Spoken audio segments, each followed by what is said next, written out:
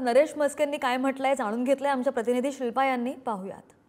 वफ बोर्डासंदर्भात जे आंदोलन झालं मातोश्रीच्या बाहेर, त्या आंदोलनामध्ये शिंदे गटाचे काही खास लोक होते, क्रिमिनल लोक असल्याचं त्या राऊतांचं म्हणणं आहे। त्यांनी आरोप केलेत, पुरावे दाखवलेत आणि त्यात तुमचा देखील फोटो आहे। संजय राऊत स्वतः क्रिमिनल आहेत, स्वतः ते जेलमध्ये बंद होते आणि आता जामिनावर सुटलेले आहेत, ते निर्दोष सुटलेले नाही आहेत। त्यामुळे जे स्वतः क्रिमिनल आहेत ते दुसऱ्याला क्रिमिनल बोलतायत। ती लोक कोण होती याला महत्त्व नाही आहे, ते समाजाचं काम करतात। त्यांचे जर आमच्याबरोबरचे फोटो दाखवले असतील तर त्यांचे उद्धव ठाकरेंबरोबरचे सुद्धा फोटो असतील, तुम्ही त्या लोकांना जाऊन भेटलात तर तुम्हाला कळेल नक्की ती लोक कोण होती। ती धर्माचं आणि समाजाचं काम करणारी मंडळी आहेत, त्यामुळे ते सगळ्यांना भेटत असतात, सगळ्यांसमोर धर्माचे प्रश्न घेऊन त्यांच्या समाजाचे प्रश्न घेऊन जात असतात।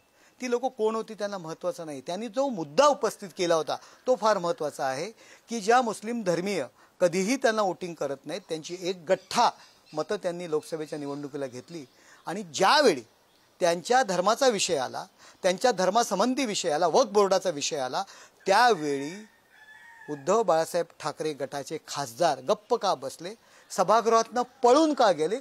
त्या लोकांची जी मागणी होती, आपली भूमिका काय वक्फ बोर्डाच्या सुधारणा विधेयकासंदर्भात, ती पहिली भूमिका आपण स्पष्ट करा।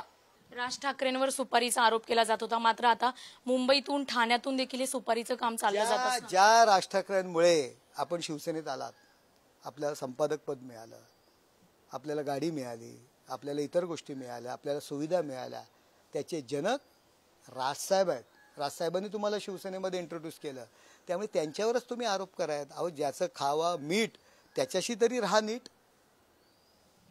ज्याचं खावं मीठ त्याच्याशी तरी राहा नीट, असं नरेश म्हस्के यांनी सांगितलेलं आहे।